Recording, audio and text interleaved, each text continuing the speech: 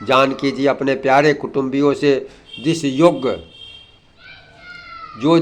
था उससे उसी प्रकार मिली। जानकी जी को तपस्वियों के वेश में देखकर सभी शोक से अत्यंत व्याकुल हो गए।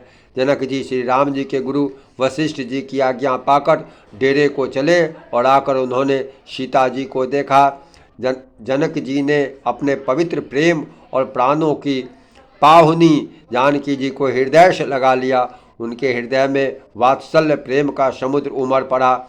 राजा का मन मानो प्रयाग हो गया। उस समुद्र के अंदर उन्होंने आदि शक्ति सीता जी के अलौकिक स्नेह रूपी अक्षय वट को बढ़ते देखा। उस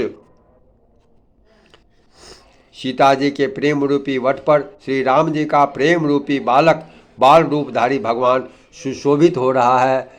जनक जी का ज्ञान रूपी चिरंजीवी मार्कंडे मुनि व्याकुल होकर डूबते डूबते मानो उस श्री राम प्रेम रूपी बालक का सहारा पाकर बच गया। वस्तुतः ज्ञान शिरोमणि विदेह राज की बुद्धि मोह में मग्न नहीं है। वह तो श्री सीताराम जी के प्रेम की महिमा है जिसने उन जैसे महान ज्ञानियों के ज्ञान को भी विकल कर दिया है।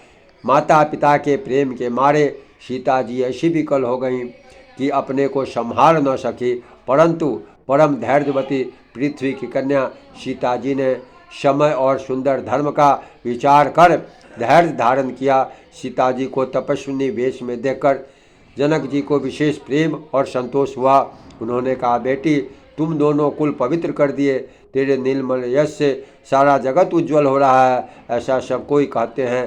तेरी कीर्ति रूपी नदी देव नदी गंगा जी को भी जीतकर जो एक ही ब्रह्मांड में बहती है, करोड़ों ब्रह्मांड से बह चली है। गंगा जी ने तो पृथ्वी पर ही तीनों स्थानों हरिद्वार, प्रयागराज और गंगा सागर को ही बड़ा तीर्थ बनाया है।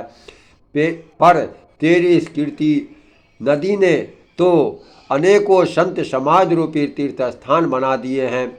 पिता जनक जी ने तो स्नेह से सच्ची सुंदर वाणी कही, परंतु अपनी बड़ाई सुनकर सीता जी मानो संकोच में समा गई।